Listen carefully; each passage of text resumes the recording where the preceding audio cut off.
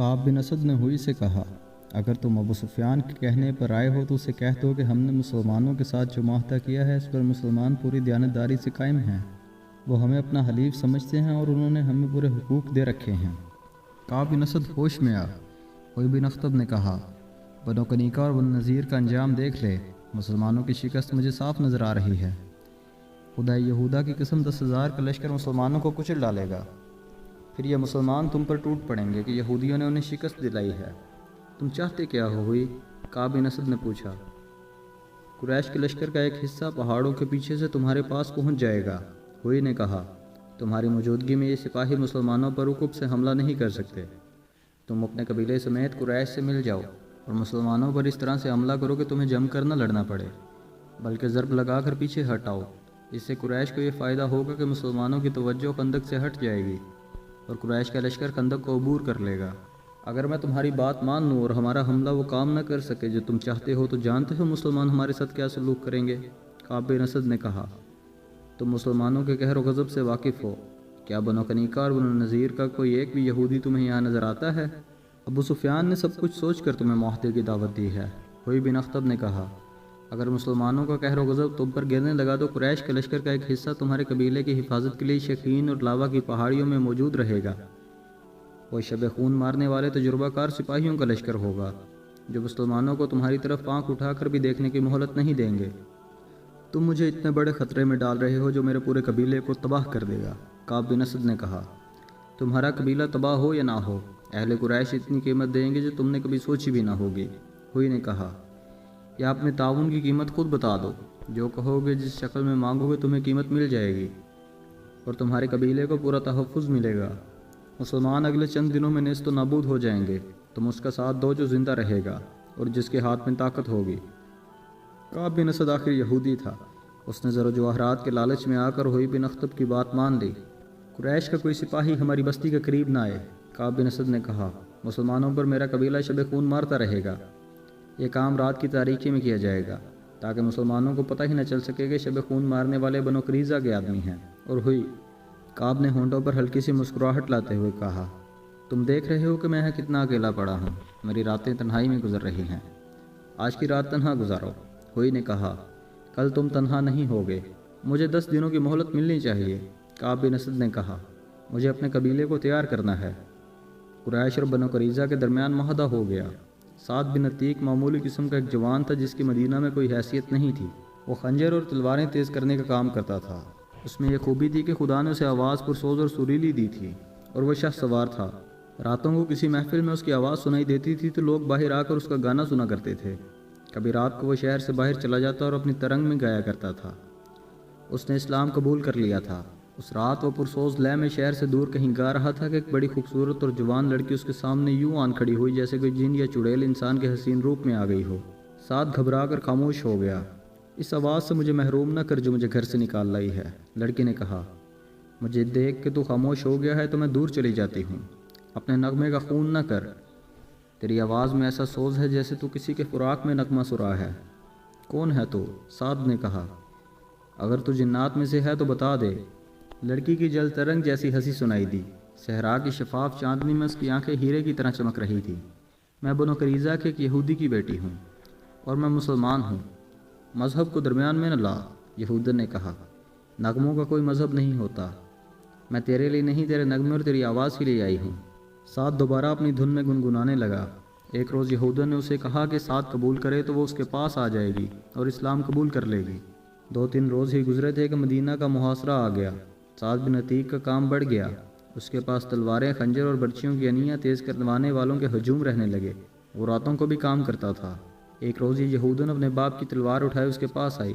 تلوار تیز کرانے کے بہانے آئی ہوں۔ یہودن نے کہا، آج کی رات یہاں سے نکلو ورنہ ہم کبھی نہ مل سکیں گے۔ کیا ہو گیا ہے؟ پرسوں شام میرے باپ نے مجھے کہا کہ قبیلے کے سردار کعب بن اسد کو میری ضرورت ہے، یہودن نے بتایا۔ باپ نے ہوئی بن اخطب کا نام بھی لیا تھا۔ میں کعب کے گھر چلی گئی۔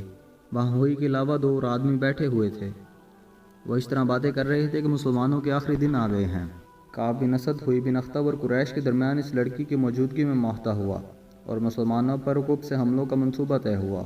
اس یہودن کو رات بھر کعب کے پاس گزارنی پڑی۔ صبح وہ اپنے گھر آ گئی۔ اسے مسلمانوں کے ساتھ کوئی دلچسپی نہ تھی اس کی دلچسپیاں سعد کے ساتھ تھیں۔ اس کے کانوں میں یہ بات بھی پڑی تھی کہ کعب اسے بیوی یا داشتہ کی حیثیت سے اپنے پاس رکھ لے گا۔ سعد بن عتیق اس یہودن کی محبت کو تو بھول ہی گیا۔ اس نے یہودن کو گھر بھیج دیا اور ایک بزرگ مسلمان کو بتایا کہ کعب بن اسد نے ہوئی کے کہنے پر قریش کے ساتھ معاہدہ کر لیا ہے۔ اس بزرگ نے یہ اطلاع اوپر پہنچا دی۔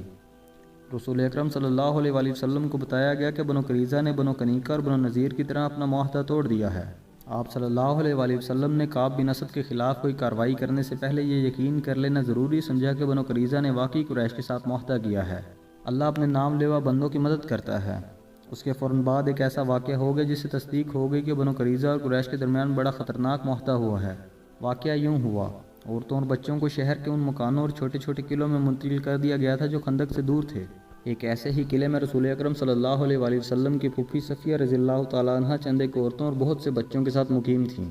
ایک روز صفیہ رضی اللہ تعالیٰ عنہ قلعے کے فصیل پر گھوم پھر رہی تھی کہ انہوں نے نیچے دیکھا ایک آدمی دیوار کے ساتھ ساتھ مشکوک سی چال چلتا جا رہا تھا۔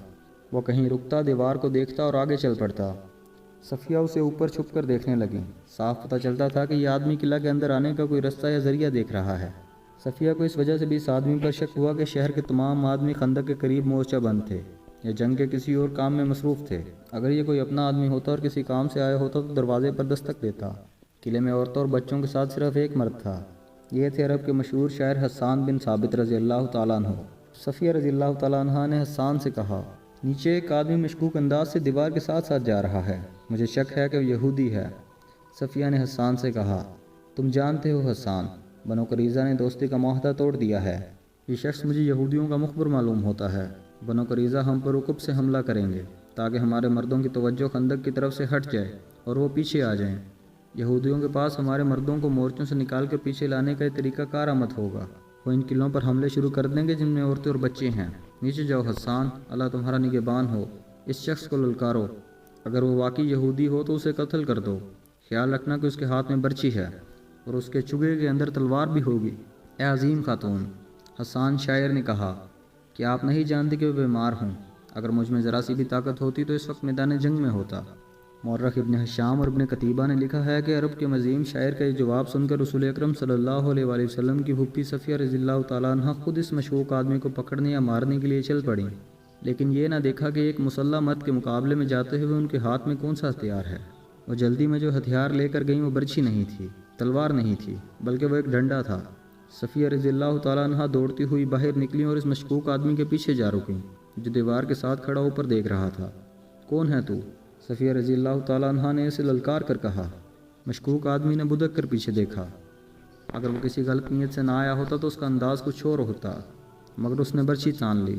صفیہ رضی اللہ تعالیٰ عنہ نے اس کا چہرہ دیکھا تو کوئی شک نہ رہا کہ وہ یہودی تھا اور وہ بنو قریظہ کا ہی ہو سکتا تھا۔ اسے یقین تھا کہ ایک عورت، وہ بھی ایک ڈنڈے سے مسلح، اس کا کچھ نہیں بگاڑ سکے گی۔ تجھ پر خدا کی لعنت، صفیہ نے للکار کر کہا، کیا تو بنو قریظہ کا مخبر نہیں ہے؟ محمد کی پھوپھی، یہاں سے چلی جا۔ یہودی نے کہا، کیا تو میرے ہاتھوں مرنے آئی ہے؟ ہاں، میں بنو قریظہ کا ہی آدمی ہوں۔ پھر تو یہاں سے زندہ نہیں جائے گا۔ یہودی نے کہکا لگایا اور بڑھ کر برچھی ماری۔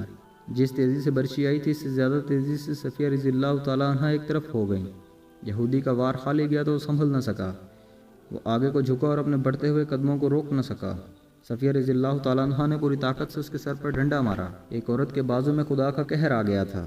یہودی رک کر سیدھا ہوا لیکن اس کا سر ڈولنے لگا۔ صفیہ رضی اللہ تعالیٰ عنہ نے اسے سنبھلنے کا موقع نہ دیا اور اس کے سر پر پہلے سے زیادہ زور سے ڈنڈا مارا۔ اب یہودی کھڑا نہ رہ سکا۔ اس کے ہاتھ سے برچی گھری، پھر اس کے گھٹنے زمین سے لگے۔ وہ جب بے ہوش ہو کر لڑک گیا تو آپ اس کے سر پر ڈنڈے مارتی چلی گئیں جیسے زہریلے ناگ کا سر کچل رہی ہوں۔ صفیہ رضی اللہ تعالیٰ عنہ نے اس وقت ہاتھ روکا جب یہ یہودی کی کھوپڑی کچلی گئی اور اس کا جسم بے حس ہو گیا۔ صفیہ قلعہ میں چلی گئیں۔ حسان، صفیہ نے اپنے شاعر حسان سے کہا، میں وہ کام کرائی ہوں جو تمہیں کرنا تھا۔ اب جاؤ اور اس یہودی کے ہتھیار اٹھا لاؤ اور اس کے کپڑوں کے اندر جو کچھ ہے وہ بھی لے آؤ۔ میں عورت ہوں، کسی مرد کے کپڑوں کے اندر ہاتھ ڈالنا ایک عورت کے لیے مناسب نہیں۔ چاہو تو یہ مال غنیمت تم لے سکتے ہو، مجھے اس کی ضرورت نہیں۔ اللہ آپ کی عصمت و عفت کی حفاظت کرے۔ شاعر نے شاعروں کی مسکراہٹ سے کہا، مال غنیمت کی ضرورت مجھے بھی نہیں ہے اور میں اپنے اندر اتنی توانائی محسوس نہیں کرتا کہ یہ کام انجام دے سکوں۔ مورخین لکھتے ہیں کہ یہ خبر رسول کریم صلی اللہ علیہ وآلہ وسلم تک پہنچی تو آپ کو پریشانی ہوئی۔ شہر میں خوراک کی کیفیت یہاں تک پہنچ گئی تھی کہ ہر فرد کو اس کی اصل ضرورت کی صرف 1/4 خوراک ملتی تھی۔ رسول کریم صلی اللہ علیہ وآلہ وسلم نے خدائے ذوالجلال سے مدد مانگی اور کوئی حکمت عملی سوچنے لگے۔ ادھر خندق کا محاذ سرگرم تھا۔ خالد کو اپنی اس وقت کی بے چینی اور بےتابی اچھی طرح یاد تھی۔ وہ خندق کے ساتھ ساتھ گھوڑا دوڑاتا اور کہیں سے خندق عبور کرنے کے طریقے سوچتا تھا۔ وہ مرد میدان تھا، لڑے بغیر واپس جانے کو اپنی توہین سمجھتا تھا۔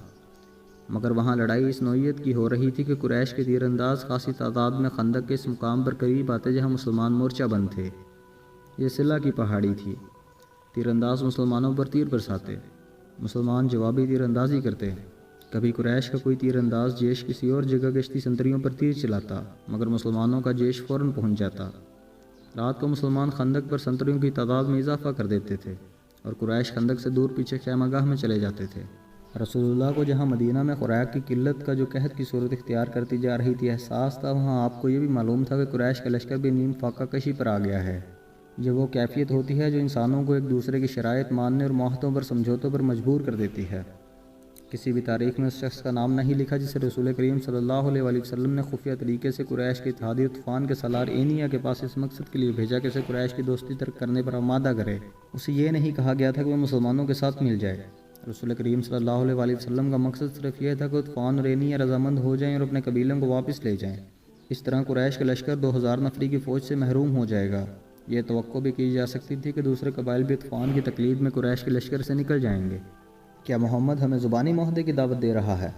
سالار اینیا نے رسول خدا کے الچی سے کہا۔ ہم نے یہاں تک آنے کا جو خرچ برداشت کیا ہے وہ کون دے گا؟ ہم دیں گے۔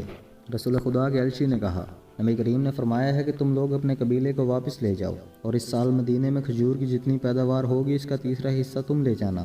سالار اینیا میدان جنگ میں لڑنے اور لڑانے والوں کی قیادت کرنے والا جنگجو تھا، لیکن جنگی مسائل اور امور کو بہت کم سمجھتا تھا۔ مورخ ابن قتیبہ نے لکھا ہے کہ اس واقعے کے کچھ ہی عرصہ بعد رسول اللہ صلی اللہ علیہ وآلہ وسلم نے اسے مستعد احمق کا خطاب دیا تھا۔ وہ بڑے طاقتور جسم والا اور جسمانی لحاظ سے پھرتیلا اور مستعد رہنے والا آدمی تھا۔ اس نے اپنے سردار عثمان سے بات کی، خدا کی قسم محمد نے ہمیں کمزور سمجھ کر یہ پیغام بھیجا ہے۔ عثمان نے کہا، اس کی الچی سے پوچھو کہ مدینہ کے اندر لوگوں کو بھوک کا سامنا نہیں، ہم انہیں بھوک سے نڈھال کر کے ماریں گے۔ کیا تم دیکھ نہیں رہے کہ ہمارا اپنا لشکر بھوک سے نڈھال ہو رہا ہے؟ سالار اینیا نے کہا، مدینہ والے اپنے گھروں میں بیٹھے ہیں، ہم اپنے گھر سے بہت دور آ گئے ہیں۔ کیا لشکر میں تم بے